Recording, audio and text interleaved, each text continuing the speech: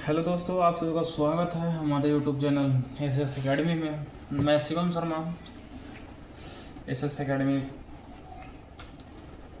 आज आप लोगों के लिए एक वीडियो लेकर आया हूँ। एस एकेडमी का मुख्य कारण क्या है वो जान लेते हैं।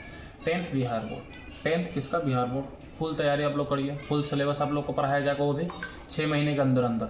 6 महीने ज़्यादा नहीं रहेगा। 6 महीने का बाद आप लोग सारा नोट, सारा आंसर क्वेश्चन आएगा, सेल्फ स्टडी करिए और एग्जाम में 90% प्लस आ जाएगा। इसका गारंटी। इस एकेडमी बिहार बोर्ड में टॉप करना आसान हुआ। टॉप टिप्स आप लोगों को सारा चीज़ बताया जाएगा। मैं शिवम शर्मा आप लोगों के लिए SST पढ़ाता हूँ, जिसमें आप लोगों को मुख्य रूप से मैं हिस्ट्री, ज्योग्राफी, इकोनॉमिक्स और पॉलिटी, ये 4 चीज़ आप लोगों को बताऊंगा। जो कि अभी हिस्ट्री का क्लास चल रहा था, पिछले 5 से शायद 5 क्लास हो चुका है लगातार हिस्ट्री का। तो ज्योग्राफी का भी ऐड कर दिया, साथ साथ में आप लोगों को पढ़ाऊँगा मैं। तो ज्योग्राफी का भी देख लेते हैं। ज्योग्राफी का आज इंट्रोडक्शन जानेंगे। क्या जानेंगे? इंट्रोडक्शन के बारे में जानेंगे। भूगोल, क्या? भूगोल। भूगोल के बारे में क्या जानेंगे हम लोग? इंट्रोडक्शन जानेंगे। भूगोल का परिचय के बारे में जानेंगे। कंप्लीट ऐसे प्रिपरेशन, सारा चीज़ आप लोग को एस एकेडमी में सिखाया जाएगा। किस में सिखाया जाएगा? तो आप लोग को एस एकेडमी में सिखाया जाएगा। आगे बढ़ते हैं और जल्दी ही शुरुआत करते हैं। आप लोग चैनल को ज़्यादा से ज़्यादा शेयर कर दें एस एकेडमी को, ताकि ज़्यादा से ज़्यादा स्टूडेंट जुड़ सके, इसका लाभ उठा सके। फ्री, वो भी सारे फ्री ऑफ कॉस्ट है आप लोगों के लिए। तो एक भी क्लास मिस नहीं करिएगा, मात्र 6 महीने तक, और आप लोग को टॉप करना आसान हुआ। भूगोल, ज्योग्राफी का पूर्ण परिचय जानते हैं हम लोग भाई एस एकेडमी से। मैं शिवम शर्मा। भूगोल क्या है? What is geography?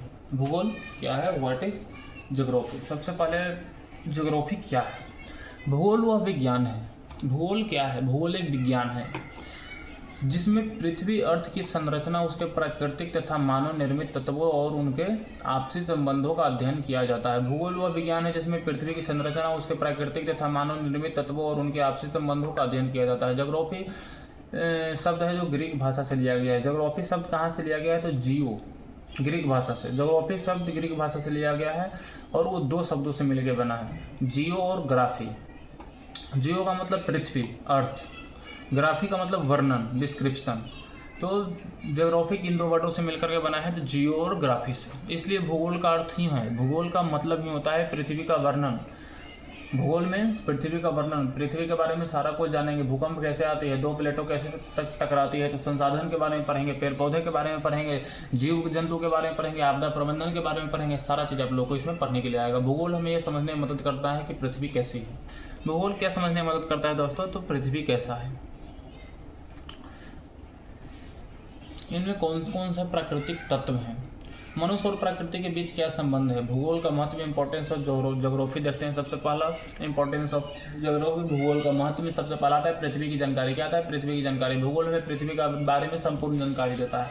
भूगोल क्या करता है? तो पृथ्वी के बारे में संपूर्ण जानकारी देता है, जैसे पहाड़, नदियाँ, महासागर आदि सारे के बारे में पढ़ने के देता है। भूगोल हमें पृथ्वी के बारे में कौन कौन सी देता है? पहाड़ के बारे में, पहाड़, पठार, पमार वगैरह सारी चीज़ हम लोग इसमें पढ़ेंगे। नदियाँ, हर नदी के बारे में पढ़ेंगे, महासागर आदि।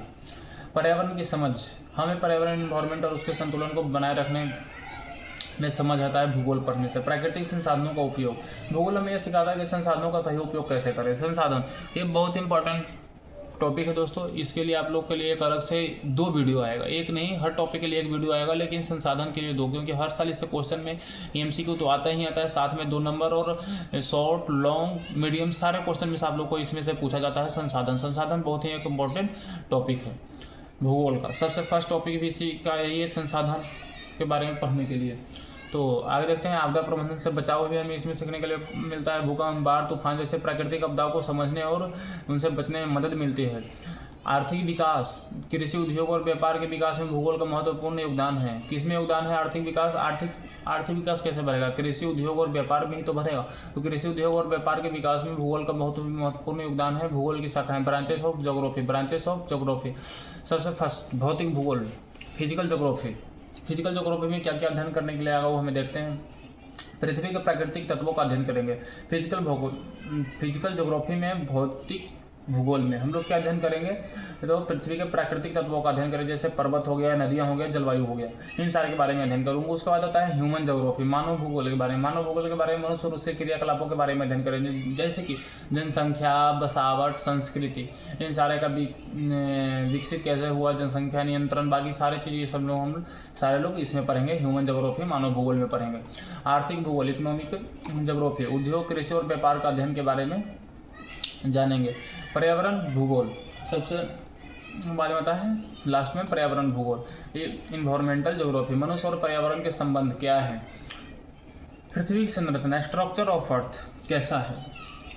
पृथ्वी मुख्यतः 3 परतों से बना हुआ है। कितने परतों से बना हुआ है, तो 3 परतों से बना हुआ है।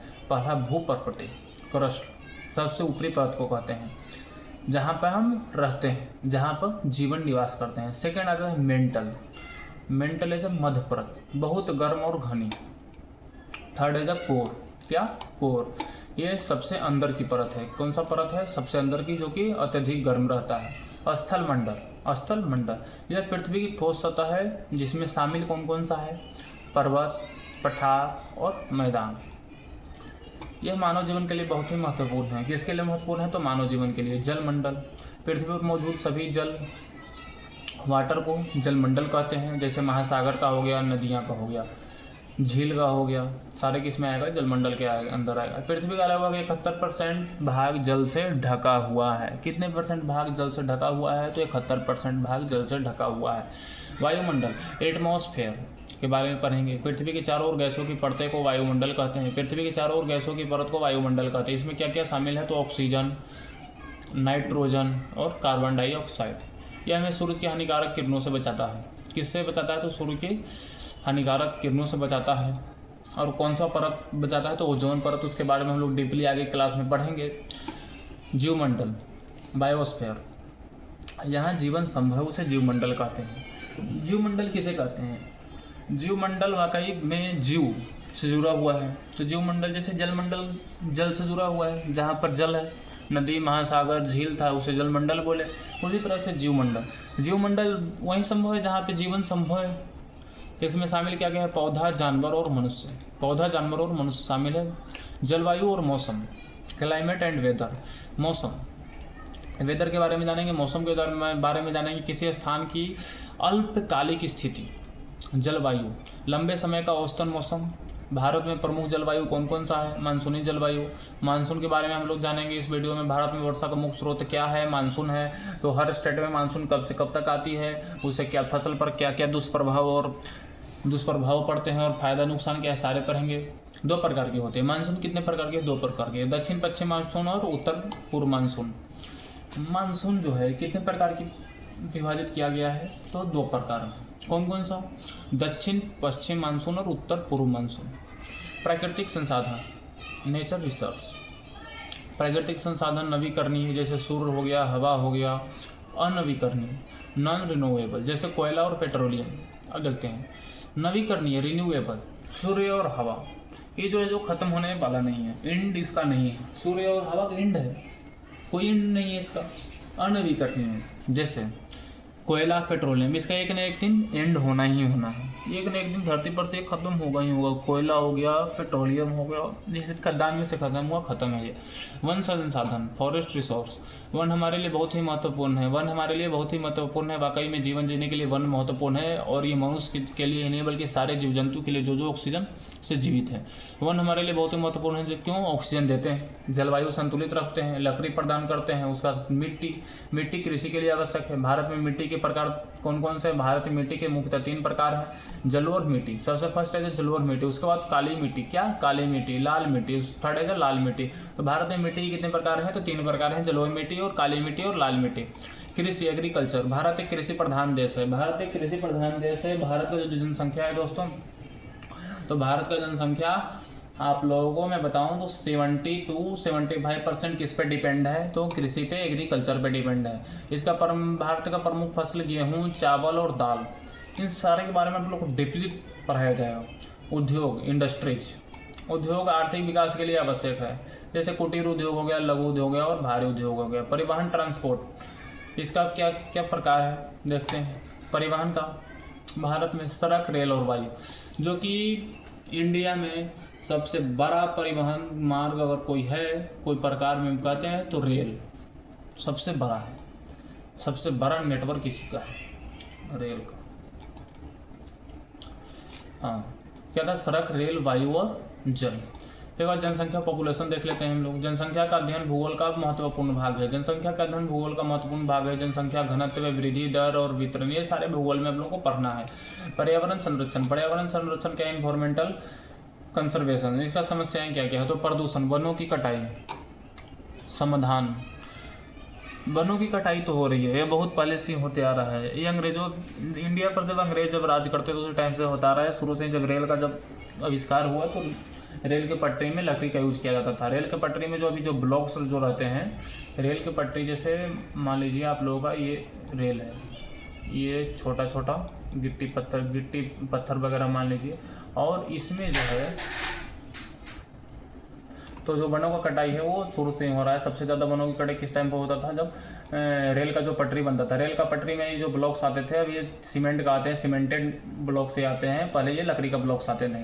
इसके आगे देखते हैं हम लोग, वनों की कटाई का समाधान एक ही समाधान है, इसका वृक्षारोपण। जितना ज़्यादा से ज़्यादा हो सके वृक्षारोपण करना चाहिए। संसाधनों को संतुलित उपयोग करना चाहिए। प्राकृतिक आपदाएं, नेचुरल डिस्टेंस के बारे में पढ़ेंगे। इसका प्रकार कौन कौन से हैं?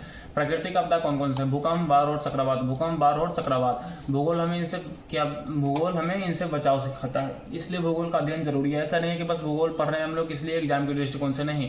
भूकंप, बाढ़ और चक्रवात बहुत सारे हैं जो नॉलेजेबल चीज़ है, जो कि भूगोल हमें इससे बचाव सिखाता है। भूगोल के बारे में पढ़ने से ये हमें चीज़ पता चलती है अर्थ के बारे में।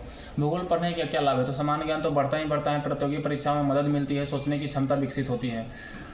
इसका निष्कर्ष देखते हैं। भूगोल केवल पृथ्वी का अध्ययन नहीं है। भूगोल क्या है? केवल पृथ्वी का अध्ययन नहीं है, बल्कि यह मानव जीवन, पर्यावरण और विकास का आधार है। भूगोल केवल पृथ्वी का अध्ययन नहीं है, बल्कि यह मानव जीवन, पर्यावरण और विकास का आधार है। भूगोल हमें यह सिखाता है कि हम प्रकृति के साथ संतुलन बनाकर कैसे रह सकते हैं। प्रकृति के साथ संतुलन बनाकर के कैसे रह सकते हैं।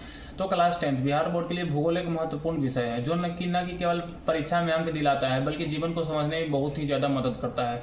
जीवन को समझने में बहुत ही ज़्यादा भूगोल मदद करता है। इसलिए आप लोग बस इसको एग्जाम में अंक लाना है, एग्जाम में मार्क्स लाना है, उसके डिपेंडेंसी से नहीं पढ़ना है, बल्कि अपने को समझने की डिपेंडेंसी से पढ़ना है। नॉलेज के लिए हम लोग को जानना है। और आज का क्लास ख़त्म हो गया यहाँ पे। हम लोग कल बात करेंगे, भूगोल का सेकंड टॉपिक लेकर के आएंगे। सबसे फर्स्ट जो चैप्टर हम लोग का आएगा ज्योग्राफी में।